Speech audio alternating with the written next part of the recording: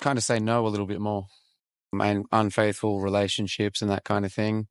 Hey guys, welcome back. It's me. For today's video, I'm going to be here talking with the amazing person that I have with me today. As always, thank you so much for your time and tuning in for today's video.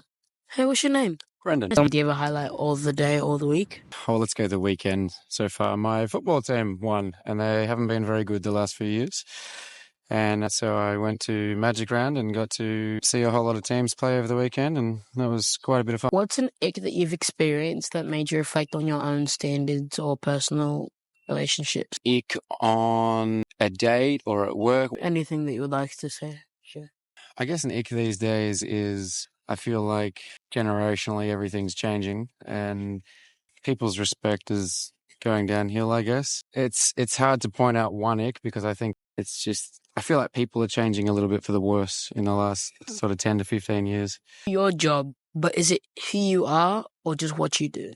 My job, I've changed jobs, so I've been in childcare for the last, about 12 years, and I've just started my own business, and I think it's more me now. So I have a gardening business, and I am working outdoors all the time, and I think that's definitely more me, and I'm trying to help as many people as I can to come in and get a little bit of income for themselves as well. If you had to choose between $500,000 or a conversation that could change your life in any way, shape or form, which one would you pick? I guess if the conversation was somebody pointing me in a direction or helping me to find the right pathway, I'd choose the conversation.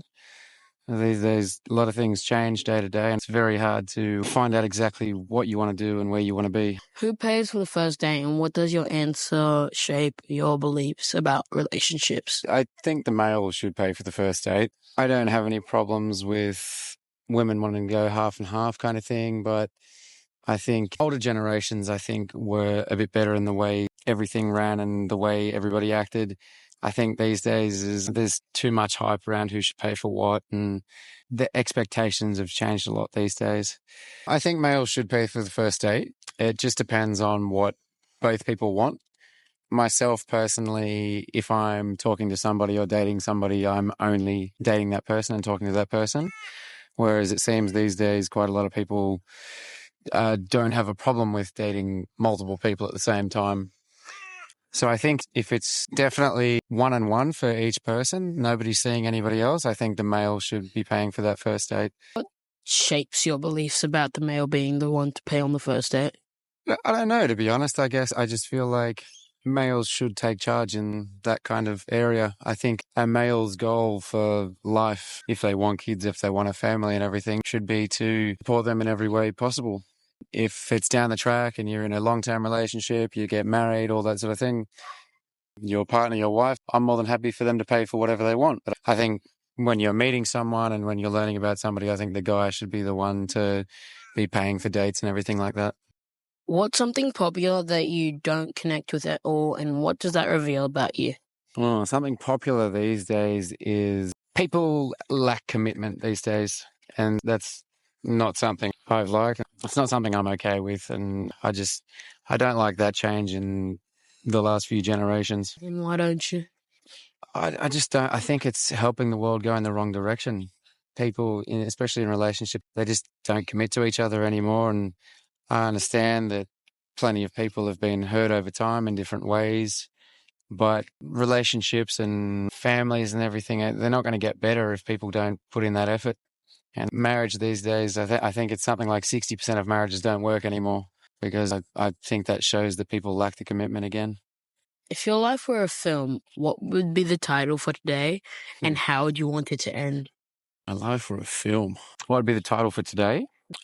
I think on the way, because I'm 33 now, and in the last kind of 15 years or so, I guess it's been very up and down, changing of jobs, meeting new people, things not leading where I thought they would go. But I think in the last kind of year, everything's got on track nicely, and I'm heading to where I want to be. Yeah. A red flag that you've ignored, but now you've learned a valuable lesson from it. A red flag that I've ignored. I'd say I've always tried to give people a lot of chances, especially people that have been through traumatic experiences in the past or unfaithful relationships and that kind of thing. I think I used to be too forgiving for people's mistakes. And now I think I've just learned over the last couple of years that I think I've just got to let those people sort themselves out and kind of say no a little bit more. Why do you think that's a red flag or a toxic trait? I think what they're doing is the red flag. And I think it happens to be that a lot of people that are blaming others for toxicity around them are the ones that have the toxic nature. If you could sit down with your younger self for 5 minutes, what would you warn them about and what would you teach them? When you're younger, you don't know how everything's going to change when you get older. So I tell myself to save money better. I'd tell myself to take a few more chances. I think I've been afraid of a lot of things in my life so far. And I just tell myself, well, I don't think I've ever not treated people well, but I just remind myself to treat everybody with kindness. What amount of money would give you peace of mind, not success? So that's hard to say. These days, I guess everything's changing and the world's getting more and more expensive, as everybody knows. I think a lot of people have unrealistic expectations when it comes to what they expect their partners to make and that sort of thing. But I say if I've got a job that is making me about $75,000 to $100,000 a year, I think that's a comfortable living amount, and I think that's more than enough to raise a family on and be supportive. If nothing was holding you back, fear, money, and opinions, what kind of life would you start tomorrow or even now? I don't think my life would change that much. I'm pretty basic. I just want a happy, healthy relationship with my person, and I would love a family. I don't think, no matter if I had $10 million or $20 in my bank account, I think that would be the same answer. Yeah. Yeah. As always, like, comment, subscribe for more amazing content like this.